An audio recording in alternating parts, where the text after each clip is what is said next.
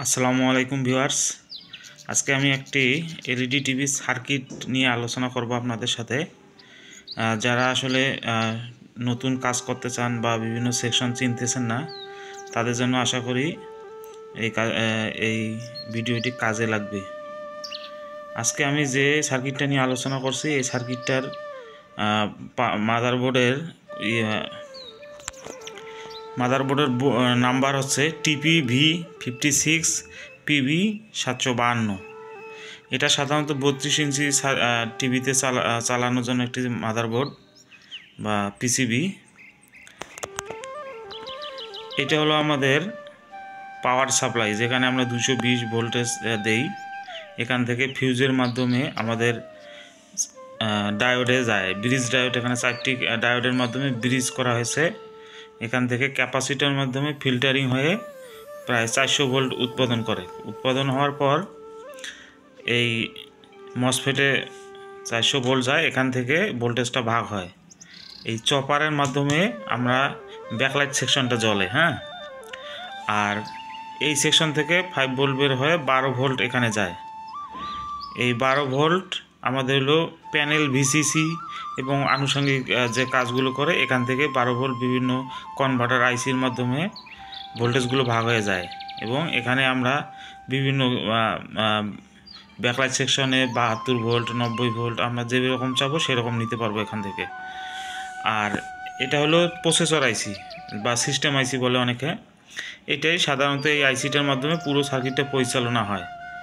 এবং এটা চ্যানেল আইসি, আমরা যে ডিশ দেখি, এই ডিশের জন্য এই চ্যানেল আইসিটা লাগে। এই আইসির মাধ্যমে আমরা চ্যানেল কাউন্ট হয় এবং চ্যানেল দেখতে পারি। এই যে লাইনটা দেখতেছেন, এটা হলো আমাদের প্যানেলের যে ভোল্টেজ যাব বা সিগন্যাল যাব, এখান থেকে আউটপুট যায় এবং আমরা ডিসপ্লে সে ভিডিওগুলো দেখতে পারি। এক্ষেত্রে এখানে আবার ইন্ডিকেট করে দেওয়া আছে, এই যে সাদা চিহ্ন করে দেওয়া আছে, এটা হলো আমাদের 12 ভোল্ট, মানে পজিটিভ এই সাইডটা। আমরা যখন এলবিডিএস কেবলটা এখানে দিব, তখন অবশ্যই খেয়াল রাখবো এলবিডিএসের লাল তারগুলো যেন এই সাইডে থাকে। যদি আমরা ভুল করে উল্টো পাশে লাগাই, তাহলে আমাদের প্যানেলের যে সার্কিটটা আছে সেটা নষ্ট হয়ে যেতে পারে খুব তাড়াতাড়ি এবং লাইন পাবো না। সেক্ষেত্রে অবশ্যই এটা খেয়াল রাখতে হবে। এখান থেকে 12 ভোল্ট আমাদের আসে। 12 ভোল্ট থেকে আমাদের এখানে যে রেগুলেটর আইসি আছে, এখানে 12 ভোল্ট ইনপুটে এরা নিয়ে এটি আউটপুট দেয় 5 ভোল্ট, এবং 5 ভোল্ট দিয়ে যেগুলো চলে সেগুলো চালনা করে সে। এবং 5 ভোল্ট থেকে আমরা 5 পিনের রেগুলেটর একটা আইসি দেখতেছি। এটা এর ইনপুট ভোল্টেজ হলো 5 ভোল্ট, কিন্তু আউটপুট হলো 1.2 অনেক সময় সিস্টেমে আমাদের লাগে। সিস্টেম পরিচালনা সাধারণত 12 ভোল্টে হয় না, 1.2 বা 1.8-এ চলে। এবং মেমোরি আইসিতে 3.3 ভোল্ট লাগে। সেক্ষেত্রে এই ভোল্টেজটা এখান থেকে বিভিন্ন রেজিস্ট্যান্সের মাধ্যমে চারিদিকে পরিচালনা করা হয়। এই যে এটা দেখতেছেন, এটা আমাদের সাউন্ড আইসি। এই সাউন্ড আইসির মাধ্যমে জ্যাক আছে, এখান থেকে আমরা আউটপুট পাই। এখানে একটা ডায়োড ছিল, ডায়োডটা আমার মিসিং আছে। এই ডায়োড থেকে ভিসিসি ভোল্টেজ সাউন্ড আইসিতে চলে যায়।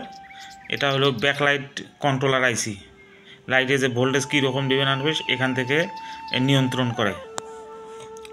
আর এটা হলো আমরা সেন্সর, কিপ্যাড সুইচ এবং ইন্ডিকেটর লাইট এটার কাজ করে। এটা পুরোটা সিস্টেম আইসি থেকে আসে, পিনগুলো এখান থেকে ডায়াগ্রাম করে আনা আছে।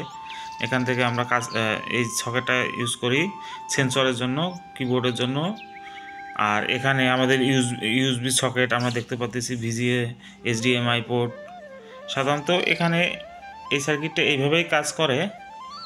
আরও যদি আমরা আশা করি পরবর্তী ভিডিওতে আরও সুন্দরভাবে কাজ করে এবং কোনটা নষ্ট হলে কিভাবে কাজ করতে হবে, আশা করি এটা নিয়ে আমরা বিস্তারিত আলোচনা করব। আজকের জন্য এটুকুই।